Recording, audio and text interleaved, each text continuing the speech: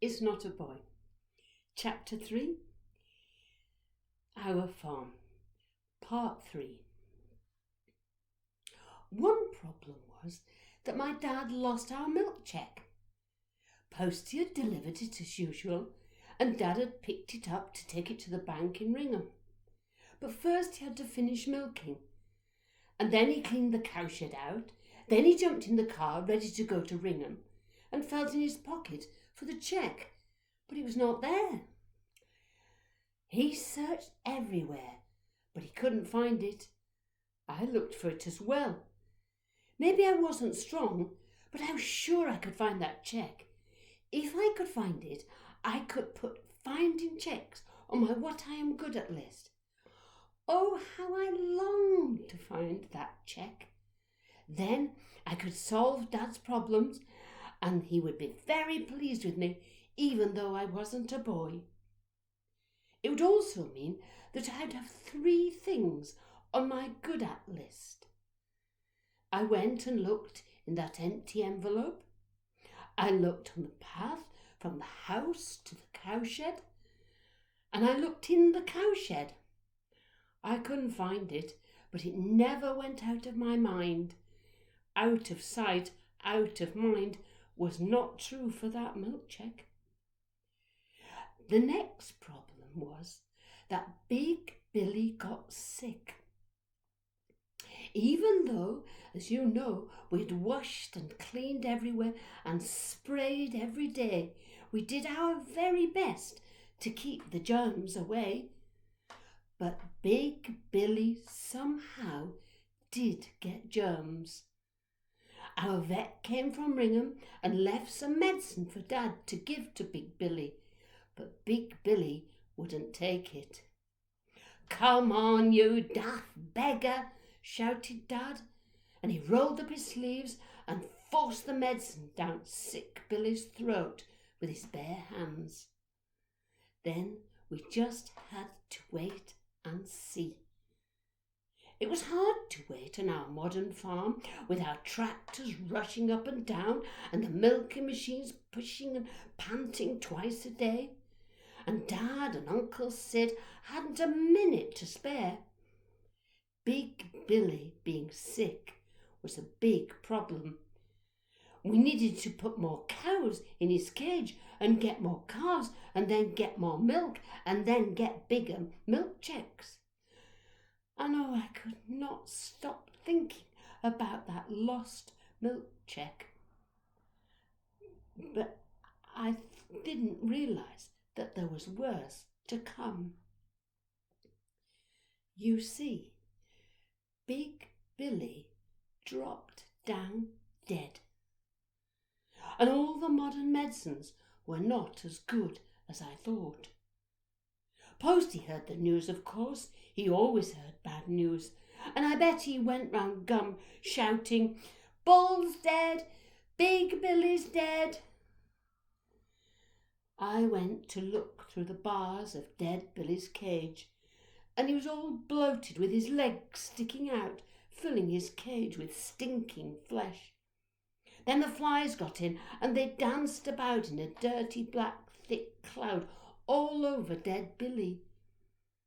The vet warned us to keep away and get him buried as soon as we could. Billy's disease could be passed on to us and to all the other animals on the farm if we didn't hurry up. Daisy and Doris and Dolores could die, and all the little calves in the black calf shed could die. Then we would be lost, and all the hard work would be ruined, and our farm would not be able to change for the better any more. We might even have to go back to milking by hand with just a little herd, and we might have to sell our tractors now Big Billy could not do his business. And I couldn't help thinking about that last milk cheque that was lost and there may be no more. Our Gwendy and me stood on our bedroom windowsill and stared out of the window while dead Billy's body was taken on a trailer pulled by our new blue tractor. Billy's funeral procession went down our lane to Hospaster. Our Bobby, call him policeman, said Mam, but we never did, who was from Ringham, went in front to make sure Billy was buried properly. And then there was our vet and Uncle Sid and Dad. It was very serious. Terry followed behind. His head was bowed and his cap was in his hand.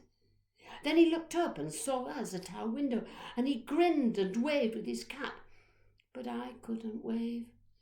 I could hardly take my eyes off dead Billy's bloated body as it rolled slowly from side to side on our cart under cover of sacking. I could just see his dead nose sticking out with the big ring hanging there useless. No more shows for him, and no rosette for first prize, ever. He was buried 6 feet under, in Hospaster, with the ghost of our horse Dobbin for company. And the tractor Bluebottle revved backwards and forwards over his grave to squash it down and make sure those germs didn't get out, if they weren't out already. Dead Billy's rosettes behind the glass frame began to curl and fall in a pile at the bottom of the frame. But there was even worse news to come, and another problem, because I heard Mum and Dad talking one night while they thought I was in bed. I was at the bottom of the stairs listening. I heard that my dad had his hand down Billy's throat when he was giving him that medicine, and Dad had a cut on his arm, and the germs could get in, and it might be too late to save my dad. Dr. Moon from Ringham just shook his big bald head and said that Dad had to watch and wait and look at that scratch. If it swelled, Dad could die like Billy, and he would be all stiff and bloated. I crept to bed in misery. What if my poor Dad did die? What would happen to out of sight, out of mind then, like Dobbin and our big Billy? What would happen to us all? I would grow up and I wouldn't be as big and strong as Dad because I wasn't a man, and I couldn't manage. Our lives depended on what happened to that scratch on Dad's arm. And I can tell you that I secretly watched that scratch all day long, every day, as he worked on our farm with his sleeves rolled up. But my dad wasn't frightened. He just got on with his work as he always did. It was as if the scratch was no problem. And in the end, thank goodness, it was no problem, because none of our other animals got sick, and my dad didn't get sick, and everything was sorted and started changing for the better again.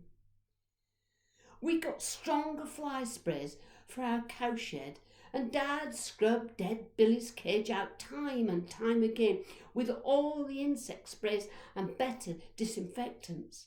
And my dad said that there were some even stronger medicines now for his animals if they got sick. Then a cheque came from our insurance company for dead Billy. And then we got an even bigger and better ball, and he had a very fancy pedigree name. I didn't suppose they were up to W yet down south, but we secretly called our new bull William, because Billy was short for William, and our new wonderful William was not short of anything. He was a real champion, and Dad said that we'd better clear out that old frame for some bigger and better rosettes. William would surely get first prize, and it would be a gold rosette, and all our problems were sorted. Oh, except for one. What had happened to that last milk cheque? That was the one thing that still had not gone out of my mind. I wished again and again that I could find it and put it on my what I am good at list. Then ages after, on a warm spring day when the barometer was pointing to fair, I went to our cowshed to clear out the old rosettes like Dad said. They were covered in dead flies now, the flies that had crept in there to hide away from our sprays and then found they couldn't get out and they died anyway. I stood looking at the mess and then suddenly I saw it. A little corner of white paper with writing on, sticking out from behind the frame.